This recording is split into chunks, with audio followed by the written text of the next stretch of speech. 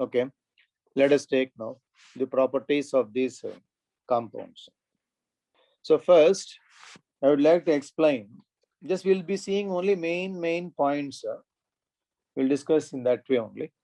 Let us see first of all hydrides first, because many questions are asking. They're asking related to hydrides. Questions are being asked. So I'll take up hydrides first. Yeah, hydrogen. So hydrides next. Different type of hydrogen: orthohydrogen, parahydrogen, molecular hydrogen, nascent hydrogen, atomic hydrogen, deuterium. All those things will take up one by one. So when it comes to hydrides, we can just see like this. If you are classifying different type of hydrides, no, as you all know, ionic type of hydrides, covalent type of hydrides, molecular hydrides, interstitial hydrides or metallic type of hydrides, metallic or interstitial hydrides, or I can say non-stoichiometric type of hydrides also we can say there. So when you see in which area these are being formed, you can just visualize like this. Completely all hydrides in one place I am writing. Just take like this to understand. In complete periodic table, we can locate all hydrides at one place. So in brief, I am telling like this. Okay. See in S block elements, except the first two, that is here beryllium, magnesium. Except these two remaining, all of them are ionic hydrides only.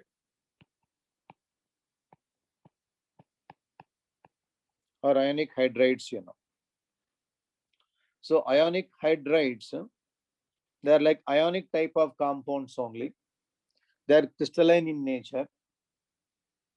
And then they conduct electricity only in molten state. Or in, we can say aqueous solutions also. But actually what happens is now, their aqueous solutions are reactive.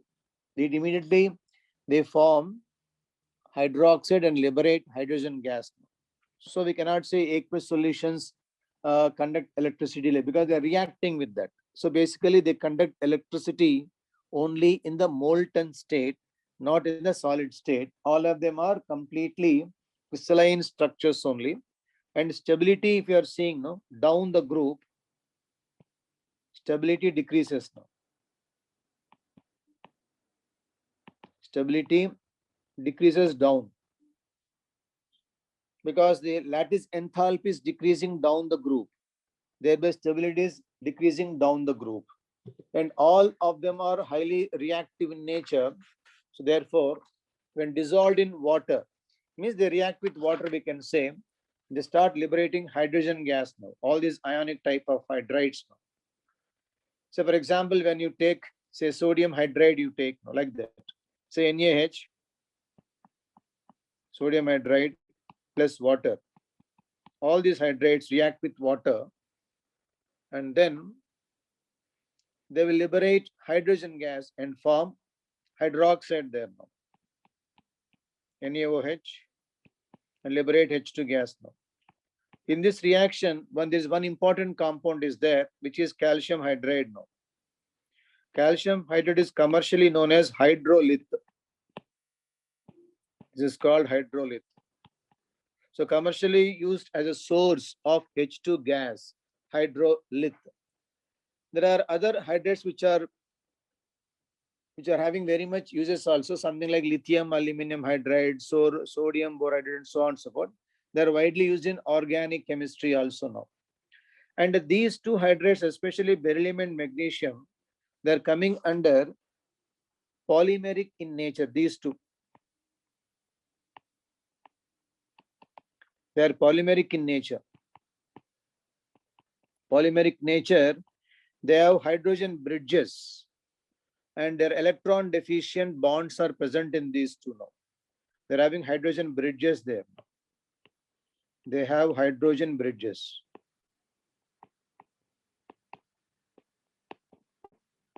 They have hydrogen bridges and polymeric in nature. polymeric in nature, they are having hydrogen bridges there. And even if lithium hydride also is somewhat covalent in nature, we can say. But beryllium and magnesium are having significantly, they are more covalent in nature. Remaining all are having ionic nature. They are having reducing property also. So we can say as good reducing agents also there now. We can say good reducing agents. That is regarding the ionic type of hydrides you have now. Ionic type of hydrides. And one more thing, except lithium hydride here, except lithium hydride, remaining all of them decompose on strong heating. Only this will not decompose upon strong heating also, except LiH. Means LiH is, we can say, highly stable one. Rest of them decompose upon strong heating there now. So they are perfectly crystalline in nature. They have ionic property in them. One more important property is when you electrolyze these compounds, they're liberating H2 gas, but H2 gas liberates at anode. At anode, liberation of H2 gas takes place now. Means they're having H minus ions now. They're having H minus ions. So they move towards anode. Their oxidation takes place and thereby liberation of H2 gas happens only at anode. Normally in all reactions, what happens is now H2 gas always liberates at cathode. Only in this case, they're liberating at anode. There's only an exceptional case because they're having H minus ions there now. That is regarding ionic type of hydrides, we can say now. Then coming towards molecular, sometimes called, both the names are given to this one. You can say molecular type of hydrides, or you can say even covalent type of hydrides also, because they're having covalent bond in them. They are called covalent type of hydrides there. So for that, you can take the complete remaining groups like this. So except zero group elements, remaining all of them are covalent in nature only. These are covalent type of hydrides here. Covalent hydrides. You can include in this case beryllium and magnesium also, because they're also forming something covalent type of bondings only now. Because exactly beryllium and magnesium, they will not come under true ionic type of compounds. They are not true ionic compounds. Beryllium and magnesium hydrides now. So they come under covalent type of hydrides also. And in covalent type of hydrides, there are many classifications are there. They are very easy only. We will call them as electron deficient hydrides, electron precise hydrides, electron rich hydrides there now. Means we can take like this. So the 13th group elements, we call them as electron deficient type of hydrides here, something like say B2H6, electron deficient type of hydrides here. No? And 14th group hydrides, they are called electron precise. They have exactly octet configuration.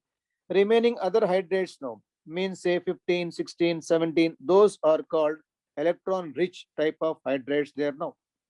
These are called electron rich, because they have one or two unused electron pairs are present.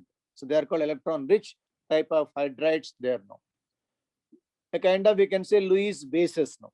So we can call these things as Lewis bases.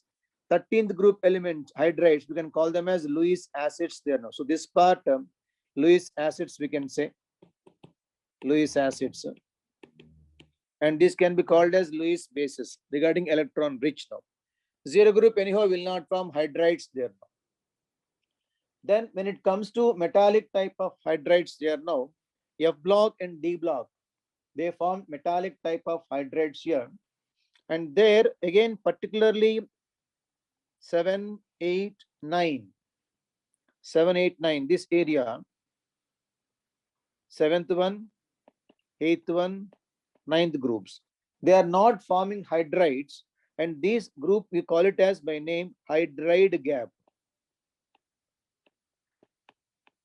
Hydride gap, these three, 7th, 8th, 9th group, they are not forming any type of hydrides there now. Remaining all form metallic type of hydrides. Metallic, metallic, metallic. So remaining all are forming metallic type of hydrides. We can also call them as interstitial hydrides also. And there's no particular formula for them, these compounds. They do not have any general formula for these compounds here now. So they're absorbing hydrogen there. So interstitial compounds. We can call them as by one more name also, non-stoichiometric compounds. So metallic or non-stoichiometric compounds or interstitial hydrides all are same only. But here in this sixth group here, in this one, the first element which is there, CrH, chromium hydride, it forms a compound of exact molecular ratio there. Now CrH it forms. Remaining all are nothing but they are interstitial hydrides only. There they do not have a fixed formula for them except the CrH. It is exactly metallic hydride. It forms CrH formula only for that one. Not remaining type of hydrides there now. And then nickel, palladium, they absorb more amount of hydrogen gas, sometimes used to store the hydrogen gas also in them. So this can be called as hydrides now. One more point is there. So here in this area, once again, copper, if you take this area also, special case again now, this area especially, say this copper and zinc here and cadmium and mercury, these do form hydrides, but these hydrides are having a property between metallic and covalent now. This particularly these four hydrides now, they're having properties between metallic and covalent. They're not exactly fitting in covalent, not exactly fitting in even metallic also. They have a properties between metallic and then covalent type of compounds. They are special compounds we can say. And particularly compound CuH, copper hydride, is coming under endothermic compound. Coming under endothermic compound. That implies remaining all of them are, we can call them as exothermic compounds, except copper hydride. Remaining are exothermic compounds we have. So this is regarding completely hydrides. Okay, then next one. Now, when it comes to hydrogen, different type of hydrogens are there. So those properties if you are seeing there. So hydrogen means we take deuterium, hydrogen, tritium. We compare those three there now. Those three and ortho and para hydrogen we have. And again we have atomic nascent also we have. I'm erasing this part now.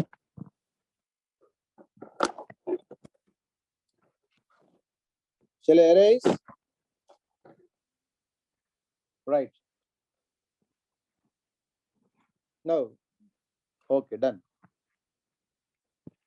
Next one. When it comes to hydrogen and deuterium, so what actually they are asking, what we have to remember in hydrogen and deuterium. Heavy hydrogen there now. 1H1, normal hydrogen, 1H2, deuterium. Tritium is also there, but normally they are not asking questions on tritium. Tritium is actually radioactive in nature, is beta active in nature. Tritium is coming under beta active. Beta active in nature. The remaining properties are not that important for tritium here.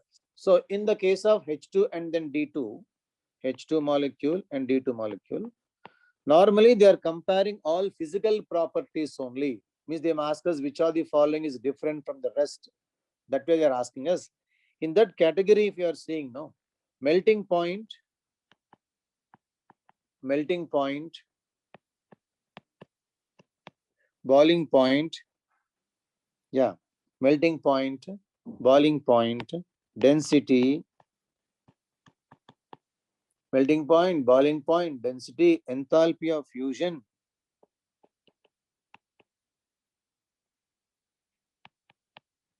enthalpy of fusion,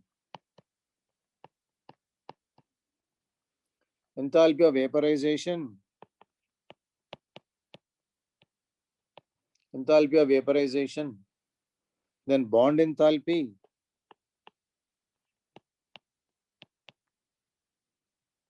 bond enthalpy. Then dissociation energy. You can say both are of course almost all similar in nature only. So bond enthalpy we can say no. These values, all values are higher for D2. Means H2 is having lesser values there now. But when you're talking about say bond length, both have same values. Same for both. So bond length is same for both of them now. Energy of activation is going to be higher for the reaction where we involve D2 molecules.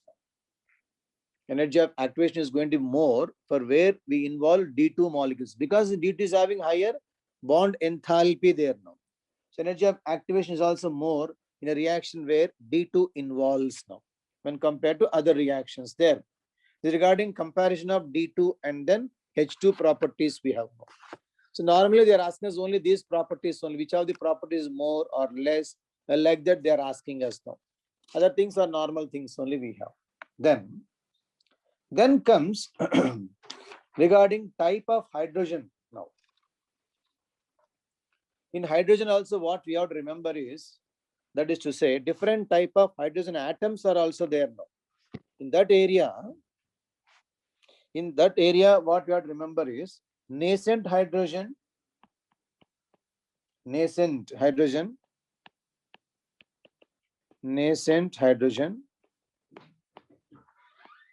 then comes molecular hydrogen,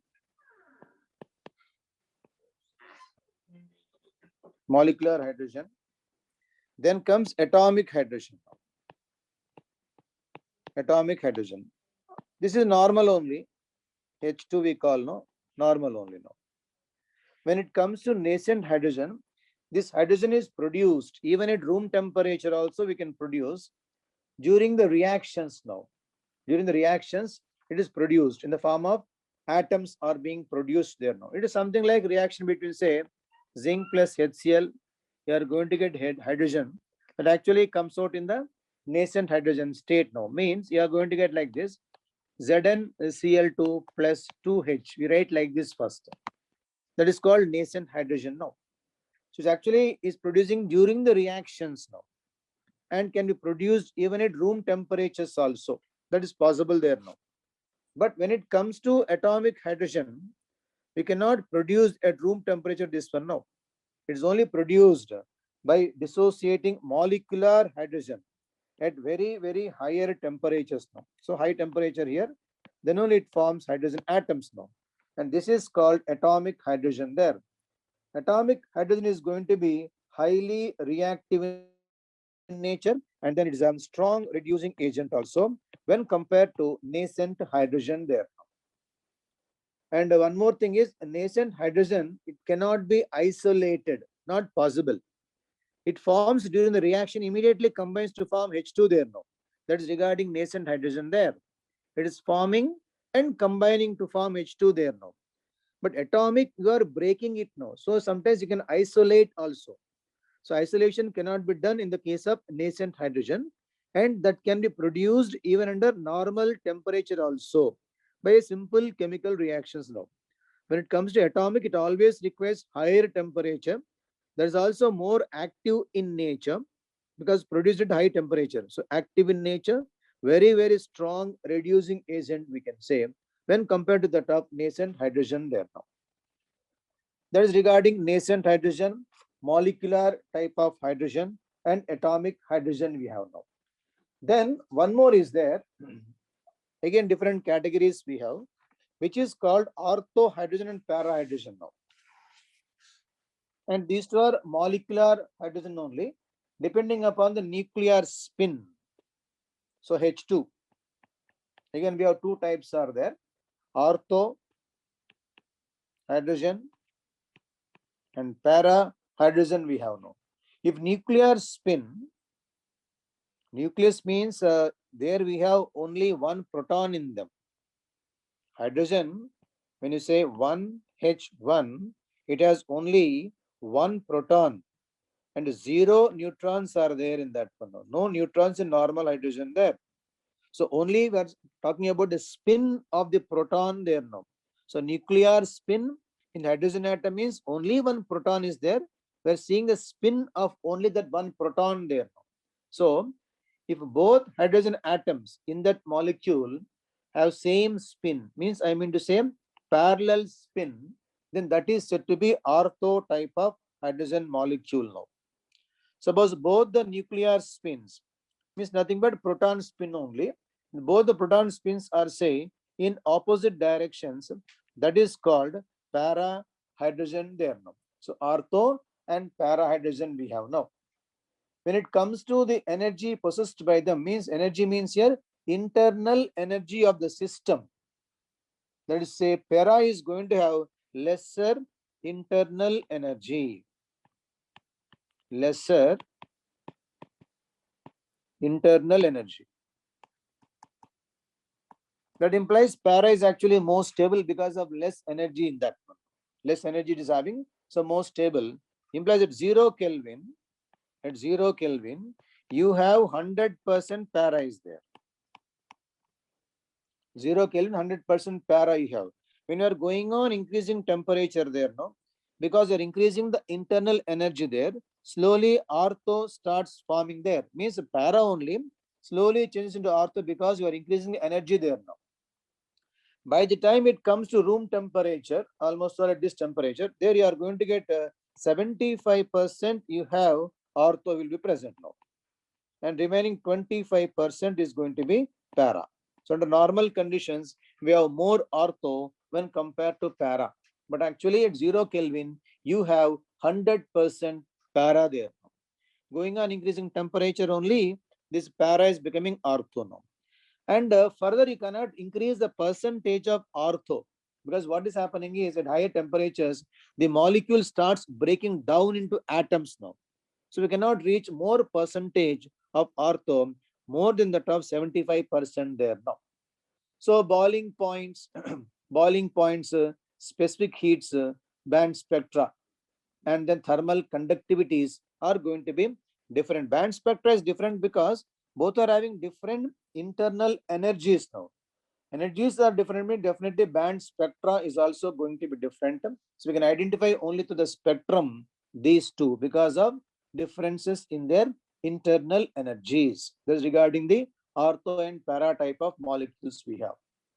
So with this we have covered complete only hydrogen we have covered. Means hydrogen, hydrides, ortho and para type of hydrogen atoms, and then atomic, molecular, and then nascent type of hydrogen we have seen now.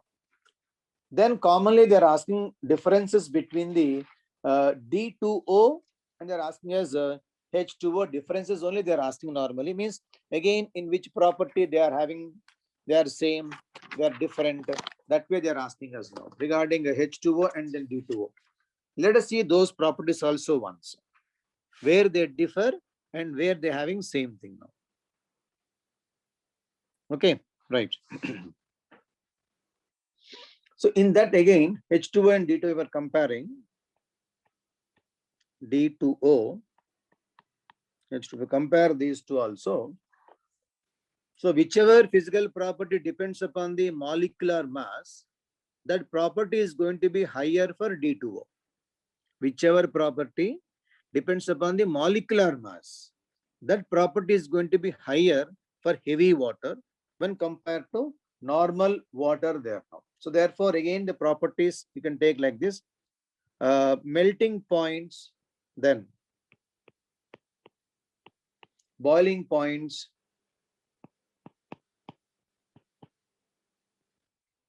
enthalpy of formation, enthalpy of formation, enthalpy of vaporization, enthalpy of vaporization, temperature of maximum density, temperature of maximum density, density, maximum density and density. Even you can take viscosity also, you can say. All these are higher. These properties are higher. They are higher for D2O. Now, when you compare dielectric constant, dielectric constant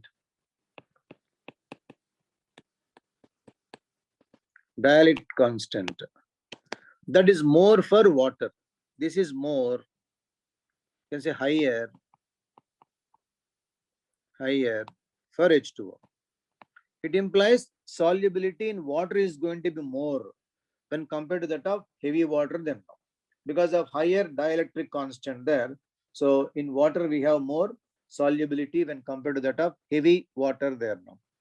And one property they asked me regarding ice there now. In the ice, actually hydrogen is surrounded by, oxygen is surrounded by 4 hydrogen atoms now, of which 2 of them are having covalent bonds now, like this. Remaining 2 of them are hydrogen bonded there. So altogether there are 4 bonds around oxygen atom in ice. So 2 are covalently bonded, 2 of them are hydrogen bonded there. Together we have 4 altogether now. So hydrogen bonding is actually giving open cage like structure with wide holes for water, just because of this what you call hydrogen bonding only there. So open cage structure means large empty space is there now. So large empty space leads to less density. Therefore, ice is having less density when compared to water, and ice starts floating on the water. And there is one property regarding D2O they're asking us regarding deuterolysis reactions are there. Something like you can call them as hydrolysis reactions there now. So all are similar type of reactions only. So wherever you see hydrolysis, no, same reactions can happen there. Means like this now. Say AlCl3 is there plus H2O. So we are writing like reaction in this way. Hydroxide plus it is HCl there now. We call this as hydrolysis reaction. Similarly, when you're replacing this by D2O, you are going to get there AlOD taken thrice then plus DCl. This is called aluminum deuteroxide is being formed. Aluminum deuteroxide. Like hydroxides, but deuteroxides there now.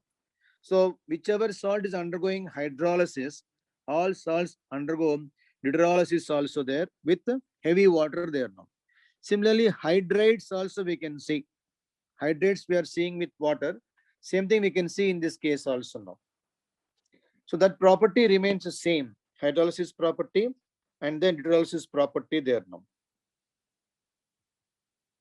Oxidation state will not change. It remains same only now. Because OH group, OD group. That way, so that property will not change. So oxidation state will be actually remaining same for us now. And but there is one important property of D2O, that is to say, it is involving in a kind of exchange type of reactions now that can be used to find out the number of replaceable H plus ions. For example, when you take phosphoric acid there, H3PO3, H3PO4 when you take here, all 3 are replaceable only in this case now. DOD when you take here, now what happens is all the 3 can be replaced now. It forms a D3PO4, it forms now. So when you take say H3PO3 when you are taking now, only in the 2 are replaced now. It will form D2HPO3 will form. If you take their H3PO2, only 1 is replaced now. So DH2PO2 will form. So these are called exchange reactions there now. During exchange reactions, what happens is now similar type of, see wherever hydrogen is similar type, no, replaceable hydrogen can be replaced by deuterium there now. So deuterium bonds are somewhat stronger when compared to hydrogen forming a bond, because deuterium is having more atomic mass now.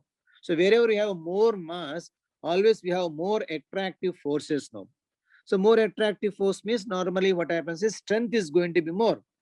That is the reason why the bond DOD bond, DOD bond, HOH H bond. If you compare these two, no, DOD bond is stronger when compared to HOH bond there. No. This bond strength will be more for DOD only. So thereby, a replaceable H can be easily replaced by deuterium because deuterium is going to form a stronger bond when compared to normal hydrogen. That's regarding the DOD means heavy water and the normal water comparison point of view. We got this one now. Okay, then regarding coming towards say water and then heavy soft water, hard water there, that particular point. Let us see 2 or 3 points are there in that one also. That is to say softness of the water, reason, removal, methods, all those things. No, just in brief, few points there. See, as you all know, hard water, soft water we have. So soft water gives lather with soap, whereas hard water cannot give. And coming towards temporary hardness, if you see, no, it's because of bicarbonates only. Bicarbonates of, you can say, magnesium and calcium we have. They cause temporary hardness. Removal can be done by boiling. So when you are say boiling magnesium carbonate, so it forms here magnesium hydroxide will form.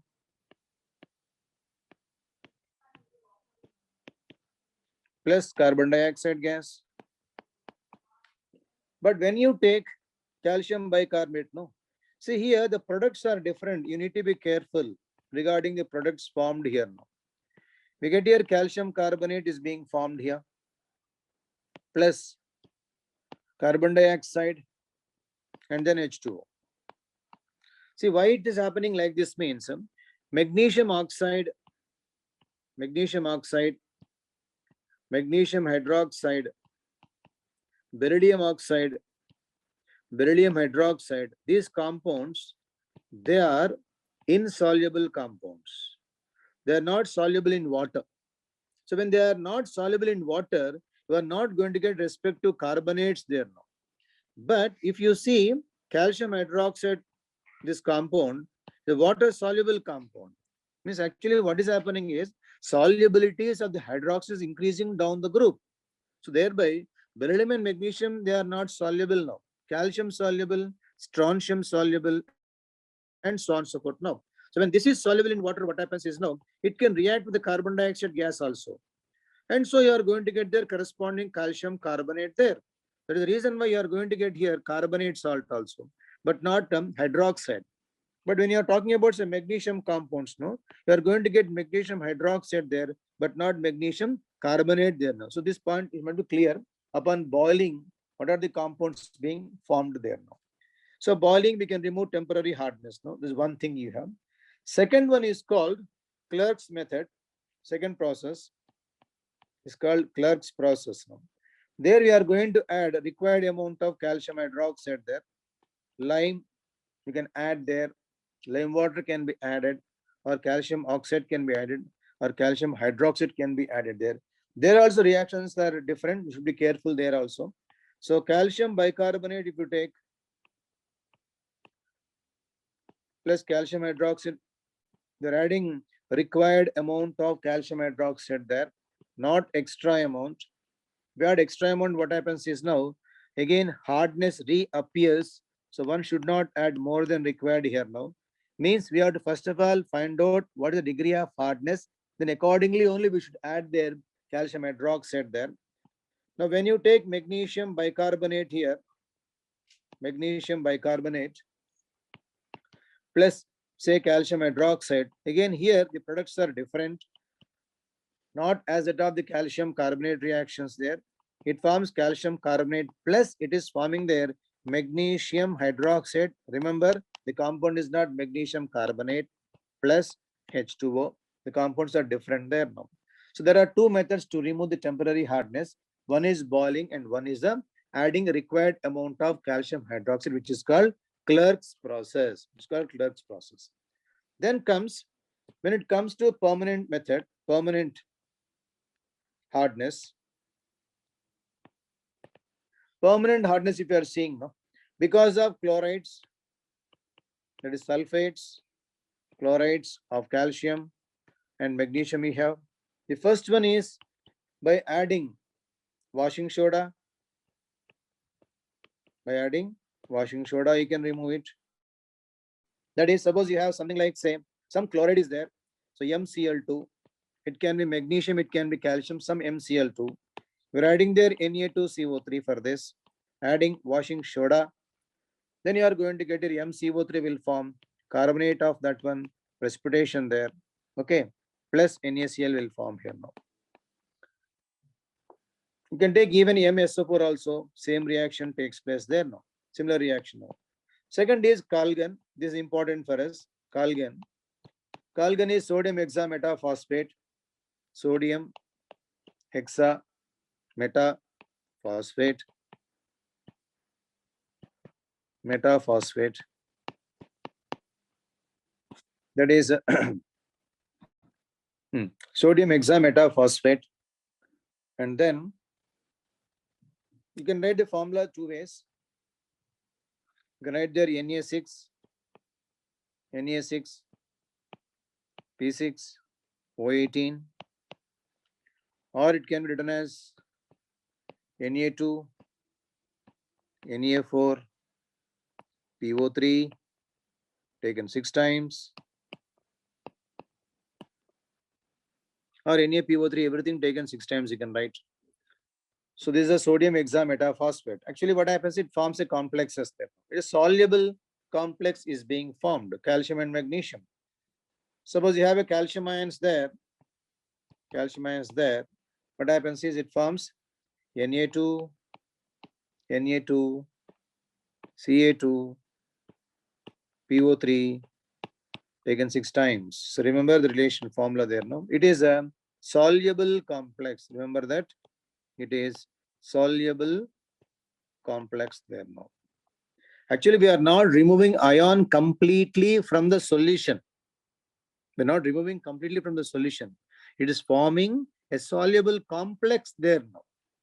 What a soluble complex there now. Soluble means we are not removing, actually it is there only, but it is forming a complex which is not interfering with the soap there now. That way it forms. So that is washing soda, Calgon. Then comes ion exchange method.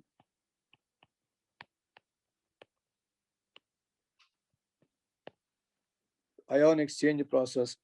They are using zeolite here. Sodium zeolite is being used here now. That is sodium, aluminum silicate. Sodium aluminum silicate, you can say Na2O, Al2O3, SiO2, XH2O. So hydrated sodium silicate, sodium aluminum orthosilicate is called Calgon. Sorry, ion exchange resin you are using here now. Zeolites are being used there now.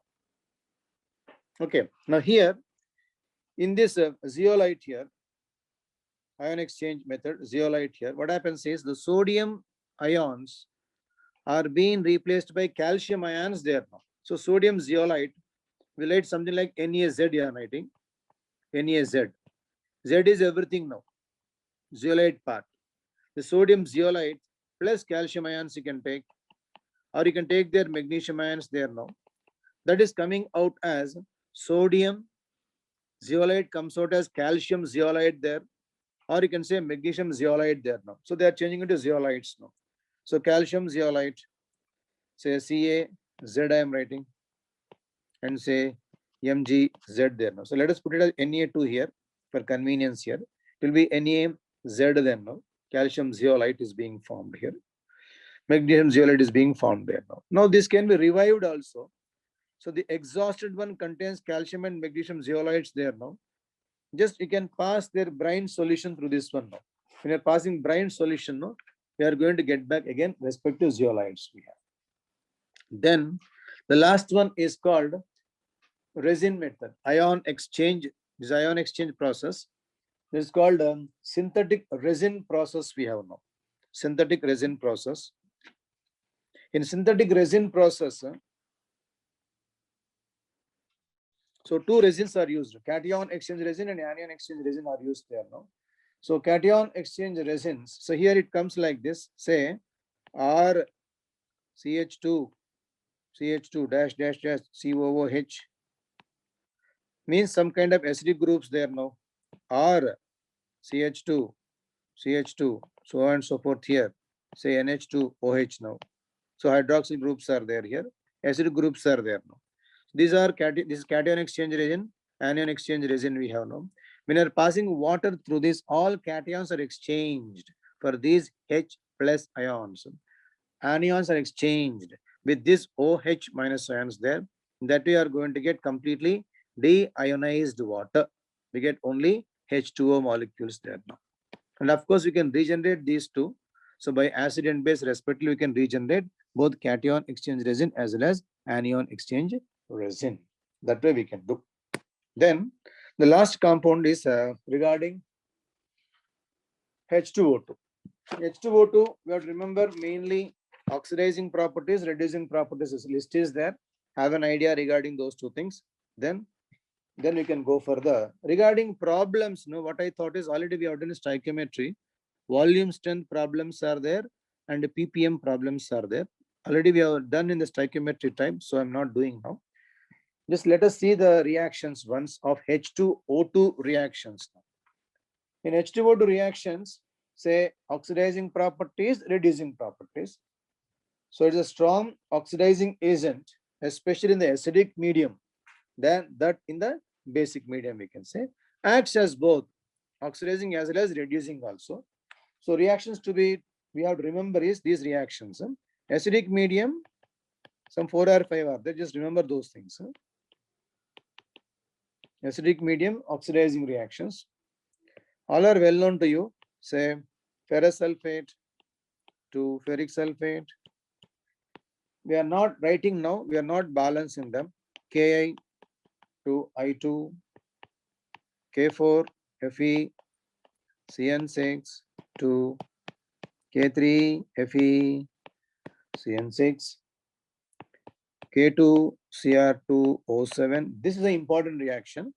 Actually, it forms CrO5. It forms now, which is blue in color. Blue in color. Actually, it is used as a test to identify presence of H2O2 also there now. And the chromium peroxide being formed is having butterfly structure with further H2SO4. No, it forms chromium sulfate there. Cr2SO4 taken thrice it forms and then liberates oxygen gas. So basically, potassium dichromate in H2SO4, this mixture, you are going to get chromium peroxide, which is blue in color. If you take excess amount of sulfuric acid, finally you are going to get oxygen gas with the formation of chromium sulfate there. So these reactions will be happening in acidic medium. So normal reactions only, ferrous to ferric, potassium ferro to potassium ferric, Ka to I2, and potassium dichromate. Remember chromium peroxide. In basic medium reactions, which are important to remember, basic medium reactions are MnCl2, manganese chloride, that is Mn plus 2. In the basic medium, means you have to take care potassium hydroxide like that plus nascent oxygen. This oxygen is coming from H2O2 only. Okay, it's oxidizing this, no. So it forms KCl plus MnO2, it forms MnO2. That is plus 4 state now. So basic medium, Mn plus 2 is changing into Mn plus 4 there. And the chromium hydroxide also changes basic medium reaction. It changes into chromate, K2CrO4 here. And finally, this formaldehyde is an important reaction again. Formaldehyde, alkaline solution of, you can say pyrogalol. I think all of you know pyrogalol. Pyrogalol is 1, 2, 3, hydroxy, benzene. So alkaline pyrogalol, it forms a formic acid. It forms formic acid and then liberates here H2 gas. Liberation of H2 gas takes the important reaction. Formaldehyde changing into formic acid plus H2 gas. Oxidation only because formaldehyde became formic acid. So We can say, we can take it as oxidation process only there now. Now, other than the media, there are some other reactions are there.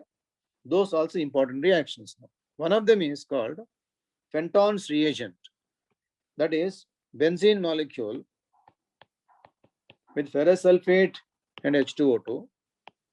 That is actually called Fenton's reagent. This reagent is called Fenton's reagent. It forms phenol. Formation of phenol takes place. Okay. And hydroxylamine changes into HNO3. So these are all oxidizing properties of H2O2.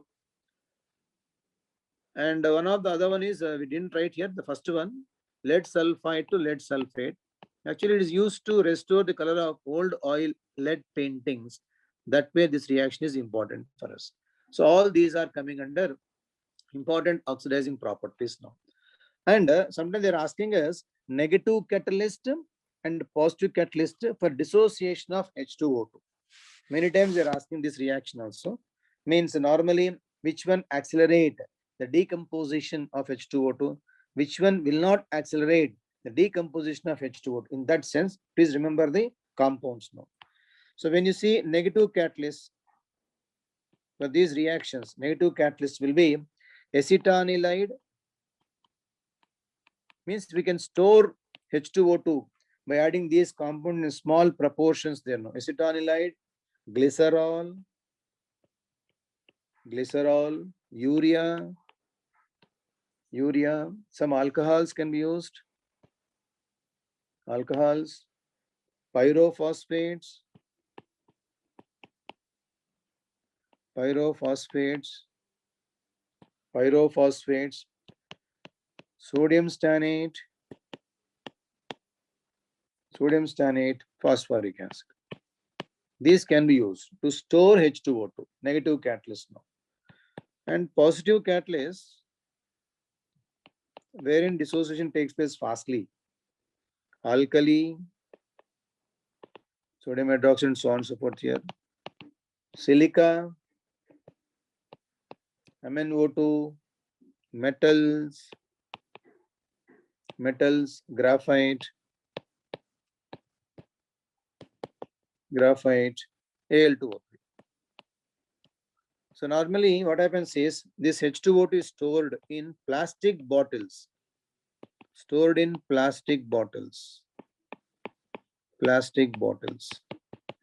But not in glass bottles. So not in glass bottles. So why not in glass bottles? So not in glass bottles here. Because glass basically contains silica in that. It has some alkali, because silicates of alkali is only glass. And the surface is going to be a rough surface also. Glass surface at micro level, no, very rough in nature, not soft. Plastic is going to be very soft in nature, not rough nature we have. So because of the roughness, we can say. One more thing is, glass basically contains alkali in that one now. So alkaline silicates only now. And you're storing acids in that, and that too highly unstable acid, H2O2 means now. So thereby that cannot be stored in glass bottles. It has to be stored only in the plastic bottles there now. That's regarding storage of that one. And finally, reducing properties also, we have a list of that. We'll see that also. So reducing properties, say in acidic medium, reducing property, potassium permanganate to Mn+2, MnO2 to MnSO4. So remember, Mn+2 became MnO2 also in basic medium oxidation. Now MnO2 to Mn+2, acidic medium reduction process we have now. So remember, both are happening there. And then basic medium reaction, K3FeCN6 to K4FeCN6.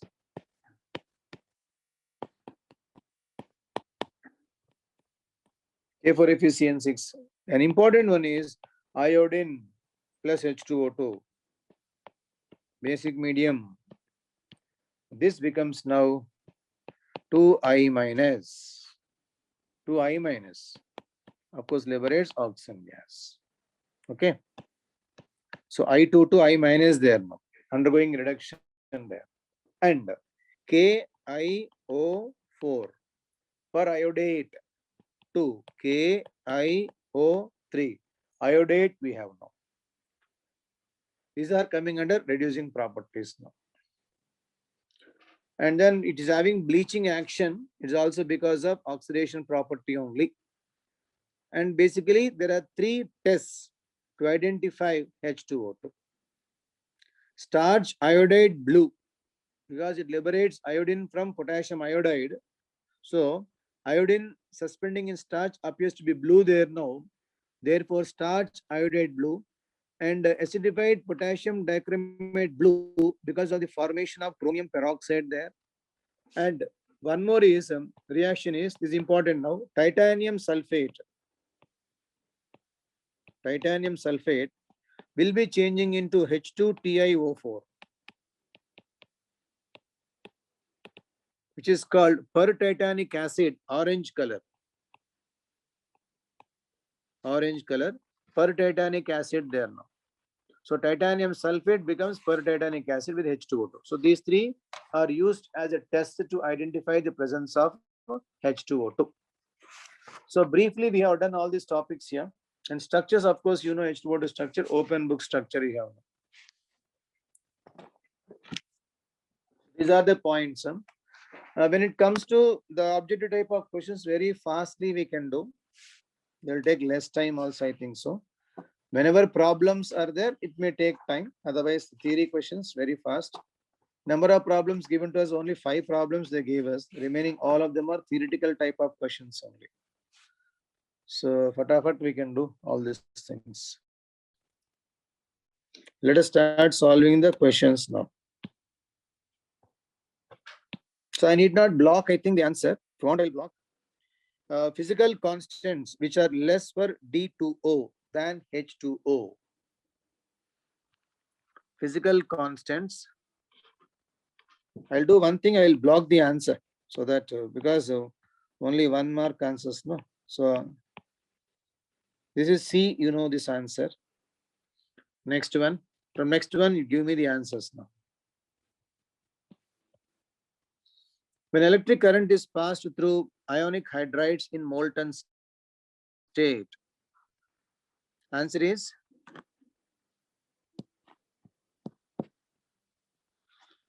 NaH is there, hydride of sodium.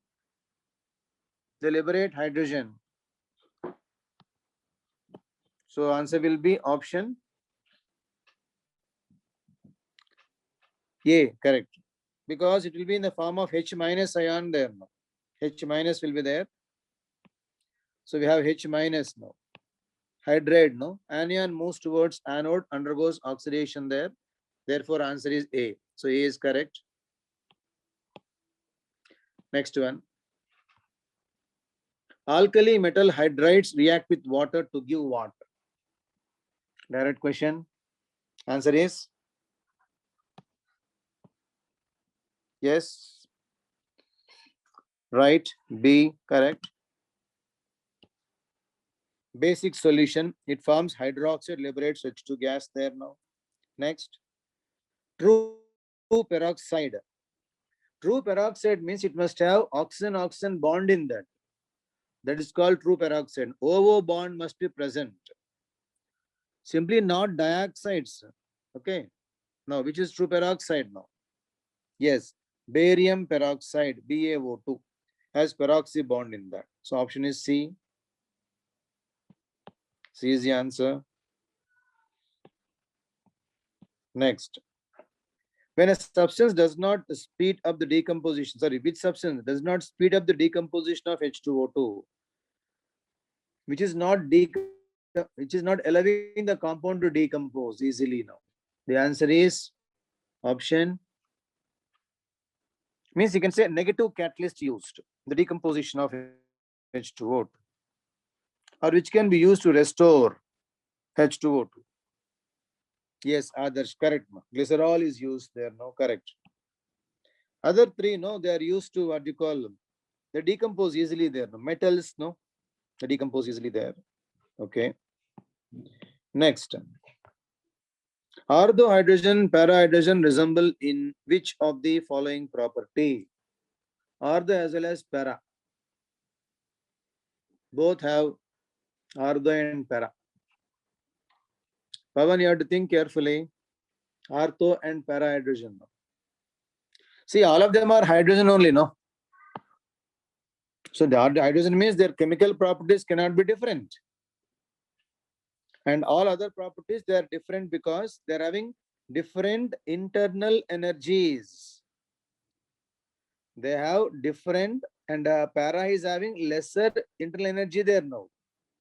So hence, is having different conductivity and so on and so forth there now. But chemically, both are hydrogens only. So they have same property. So chemical property is same. Next. Which of the following is not true? Not true. Again, is comparing heavy water, hydrogen, chlorine, heavy hydrogen, normal hydrogen. Again, comparison comes here now. So, what is the answer? Not true. Question is, which of the following is not true? If you see option A, it can be electrolyzed easily, ordinary water, because bonds are weak. Option B, when you take H2Cl2, react much faster because H2 is having lesser amount of bond enthalpy. And option D, if you take no, dissociation enthalpy of D2 is greater. That is also true because DD energy is more. Finally, option C is not true. C is the answer. See, normally they're asking us only properties which are compared only now. So you should be careful. Then next one now.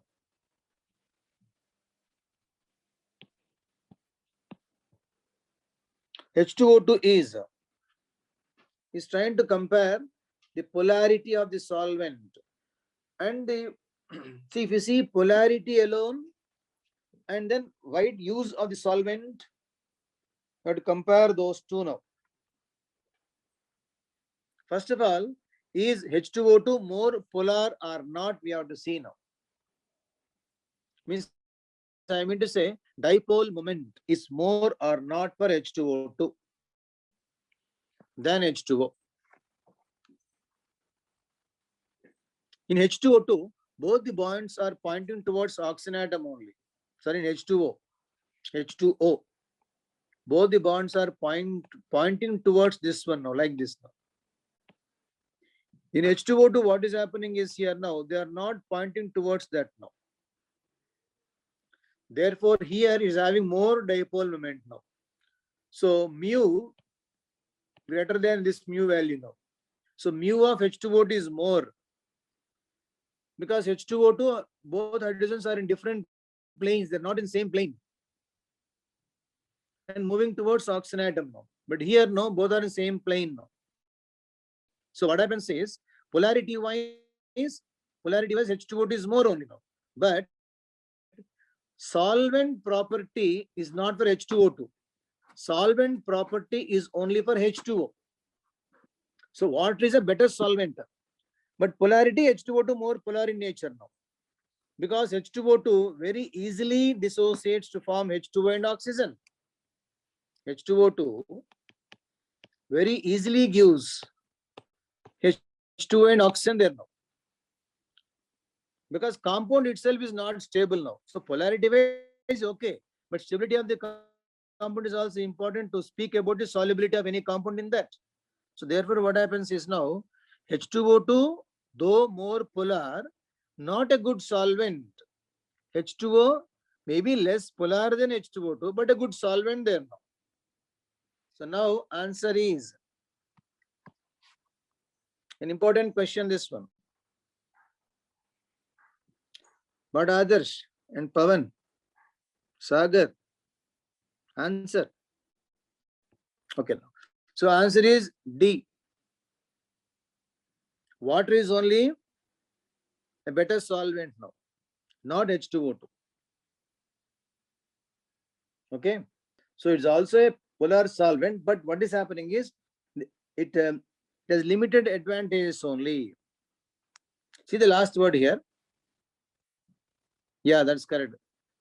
Oxidizing ability limits its use as such. So definitely better only to say, but what is happening is it cannot be used because of the other property. Correct. Right now. Next one. Which of the following H2O2 is a reducing agent? Which of the following reactions H2O2 acts as a reducing agent?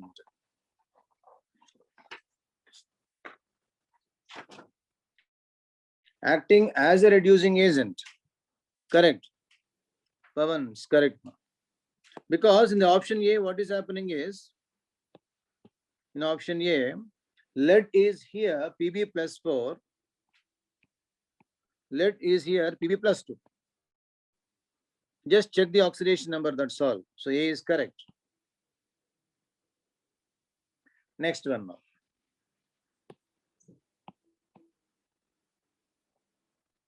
Next question.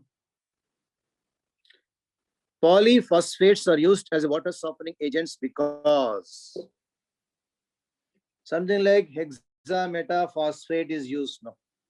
Hexametaphosphate is used because what is happening there? Sodium hexametaphosphate is being formed. What is that Colgan doing? Colgan is actually forming soluble complexes. But there are two options here now. Is it with anionic species or cationic species? It forms with which one? Is it A or C?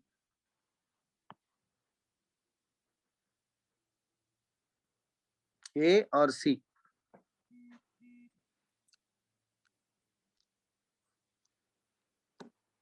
Yeah, right. With the cationic species only, correct.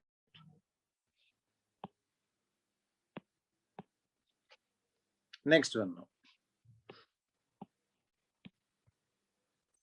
Alkaline medium of H2O2, Fe plus 3 and Mn plus 2 separately give what? Alkaline medium H2O2, Fe plus 3, Mn plus 2. Fe plus 3 is reduced, Mn plus 2 is oxidized. So Fe plus 3 must become Fe plus 2. Yeah, B, correct. And Mn plus 2 will be oxidized. This will be oxidized. This will be reduced. Reduced, oxidized. Not B. Answer is not B. So because Mn plus 2 must be oxidized, no. It has become plus 4 state then now. MnO2 will form. MnCl2 becomes MnO2. So answer is C. Option C then. Next.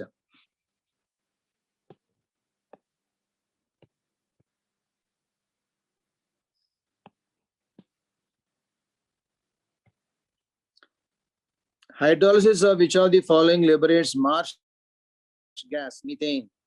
Direct question. Which of the following is methane gas? C, correct. Aluminum carbide use methane gas. This calcium hydride, this molecule, this gives H2 gas. This gives acetylene gas. This gives CH4 gas. This gives NH3 gas. The next one. Yes, Kirtana, correct. Kirtan, correct.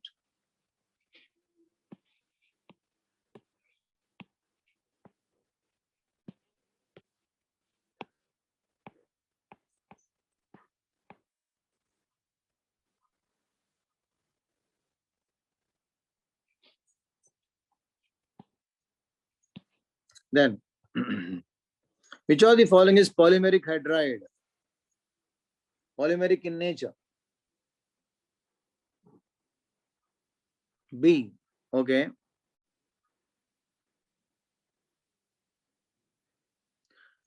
BH2, polymeric in nature. Actually, D is also correct. When you are seeing all reference books, they are giving even D also correct there now. They are giving MgH2 as well as BH2 also. Both are being given in the books.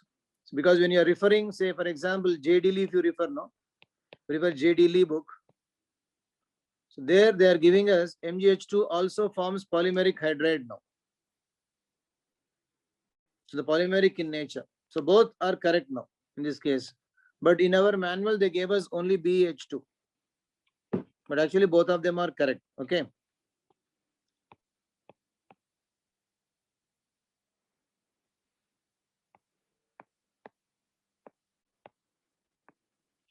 Next one. H3PO2 is dissolved in D2O. The number of hydrogen atoms in H3PO2 are exchanged. In the exchange reaction, what we have to see is the replaceable hydrogen atoms will be exchanged. That's all. Only replaceable hydrogen atoms are going to be exchanged. How many are there in H3PO2? H3PO2 is monobasic in nature. Monobasic. So only one will be replaced then now. Answer is B. Option B is correct. Only one is replaceable because it has only one replaceable H plus ion in that one. Okay, next one.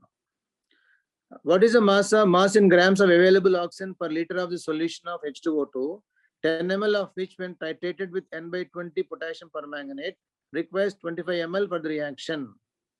See, it is something like a neutralization process. First, we are going to find out the normality of H2O2 solution now.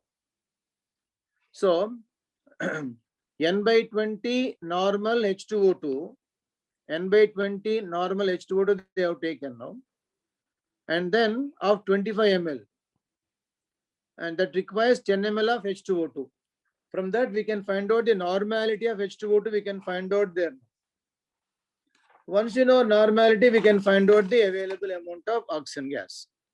Means how much amount of oxygen is given by H2O2, we can find out there. So for that, first finding out the normality there. For that process, N1V1 is equal to N2V2. N1V1 is N2V2. So 1 by 25 into 25 is equal to N2 into 10. Therefore, we got N2 then now. We got 1 by 8 now. That is 250 by, 25 by 250.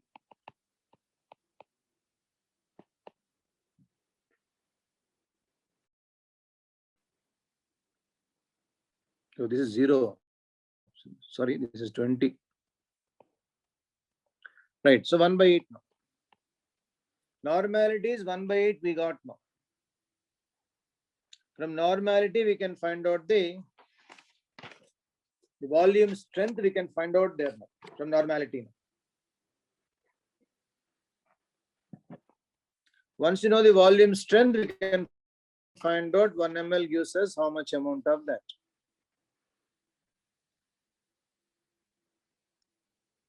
Okay. Now, let us see the question completely. So when you say 1/8 normal here now, we can find out the volume strength now. So relation between the volume strength and the normality.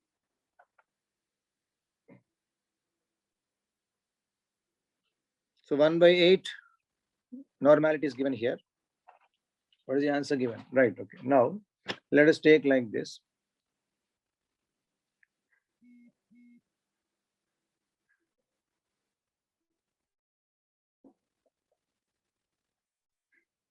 So normality is equal to so many gram equivalents per liter. Means we have 1/8 gram equivalents per liter we have now.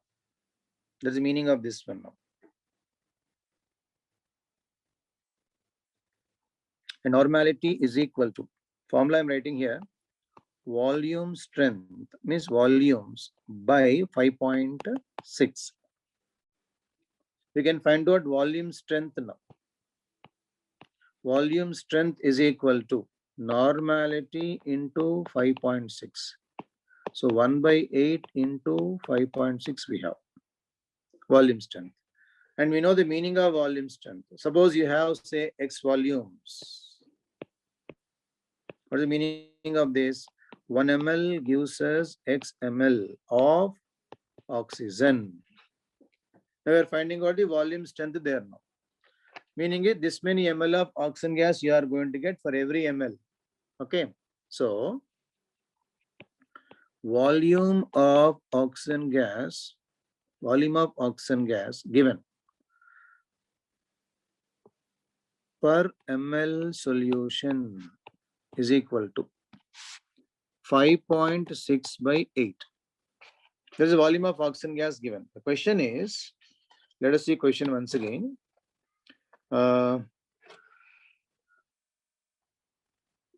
Question is what? How many grams you have per liter? How many grams you have per liter? Therefore, let us go back once. For every ml, this much oxygen that can give us no per liter. So multiply into 1000. So therefore, it is 5.6 into 1000/8. This is a mass of oxygen gas given by the solution for us. Just multiply it and then check.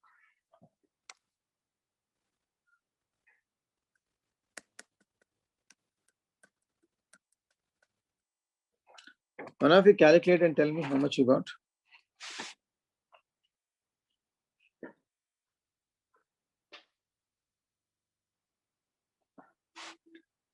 700. See the answers? No.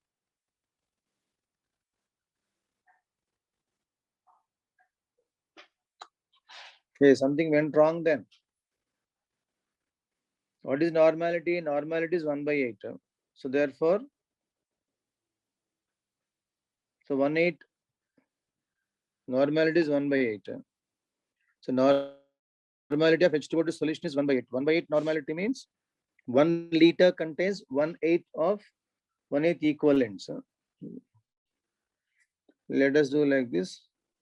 So we got normality 1/8. This implies 1 liter solution contains 1/8 gram equivalents of solute. Okay. Now 1/8 gram equivalents means what is the equivalent mass of H2O2? H2O2 equivalent mass is how much? Is it 17? Yeah, 17, no? Equivalent mass is 17 now. Because H2O2 is 34 molar mass by 2, 17. 17 is going to be equivalent mass now. So number of equivalents are 1/8 into 17. This will be grams of H2O2. Okay, now H2O2 giving rise to H2O plus O2. 2 and 2. 2 into 34 grams gives us 32 grams of oxygen. We have this much amount of H2O2 with us now. 1/8 into 17 grams of H2O2 is there. Therefore, this gives how much amount of oxygen? So 1/8 into 17 into 32/2 into 34. Therefore, this goes by twice here. This goes by 4 here. 1. So 1. Implies we have 1 gram of oxygen available for every liter of solution. Fine. Let us check once again now how we have done. First of all, we found out normality, right? Normality means 1 liter solution contains 1/8 gram equivalents. Gram equivalents of solute. What is solute? H2O2. Solute molar mass 34, equivalent mass 17. Therefore, we require mass of solute. So 1/8 into 17. This many grams of H2O2 we have. Now they're asking us what is the amount of available oxygen gas now. So 2H2O2 gives rise to O2. So 2 into 34 grams gives rise to 32 grams of oxygen.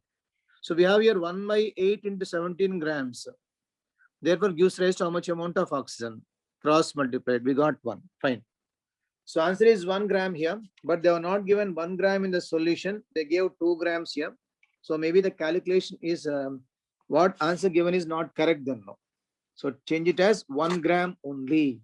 Right. Next one.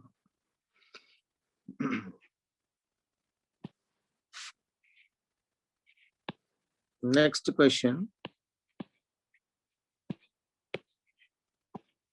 Next is also a simple problem. I think that is easy question only. 3 samples are mixed, 10 volume, 15 volume, 20 volume, half liter each. Then diluted with equal amount of water. What is the volume strength? So 3 of them are mixed. What is the volume strength? But they're adding equal amount of water there now.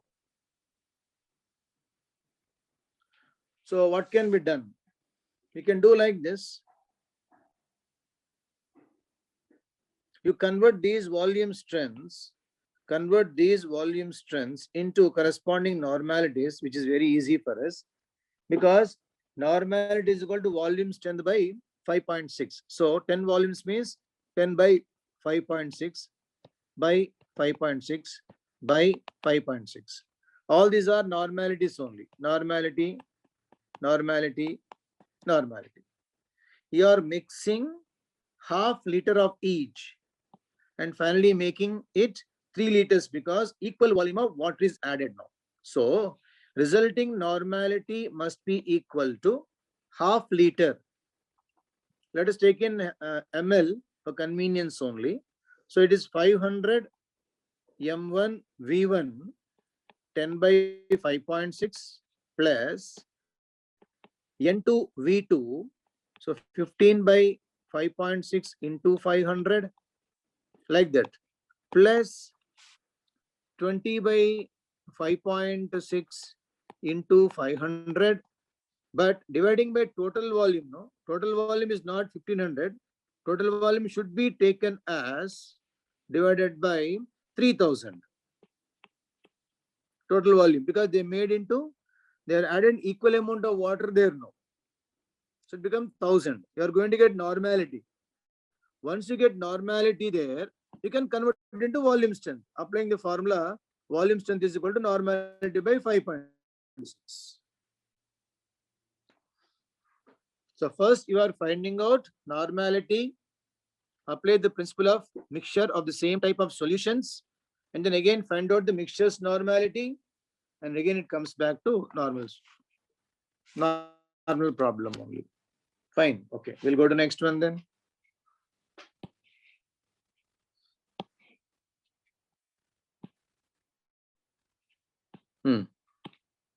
Next question. Okay, the next one I'll block. So sulfur, which of the following is wrongly matched? Colgan process, sequestration of calcium and magnesium ions, sequestration, right? Sequestration means nothing but a process of forming a complexes only.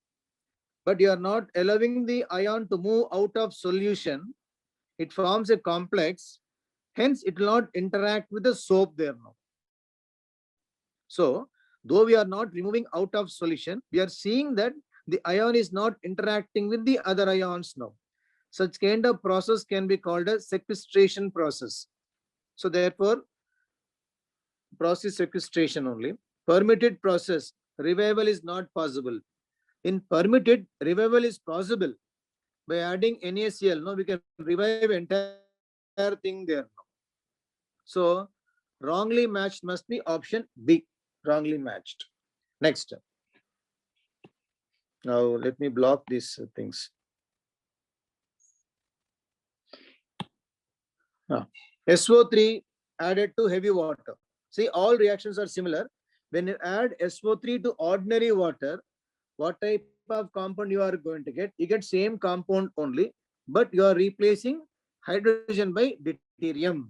That's all is a difference here now. Means, so it will be like this. Yeah. SO3 plus H2O will get H2SO4. Now we are going to get D2SO4 then. So it is deuterosulfuric acid is going to be formed. Option is D. It forms deuterosulfuric acid, same as normal acid only now. But you are replacing hydrogen by deuterium there now. So deutero acids are being formed. Option is D. Right, next one. They're all similar reactions with that of ordinary water and heavy water. They're exactly same only. Electrolysis of 50% H2SO4, the pH of solution. Actually, this is a process for the preparation of H2O2. So you are preparing H2O2 from sulfuric acid now. Definitely pH has to H2O2, no? Lesser acidic nature when compared to H2SO4. Less acidic means more pH. So pH will be increasing. So option is A. pH increases now. Because you are preparing less acidic compound from highly acidic compound there now. Next. Which of the following is not deuterolysis reaction? Something like not hydrolysis, like that. Now, if you are seeing option C here, this option now. Option C, you are just replacing this hydrogen by deuterium now. That is called exchange process now. You are replacing replaceable H plus by deuterium atom. That is called exchange reactions now. They are not called deuterolysis reactions there now. So answer is option C.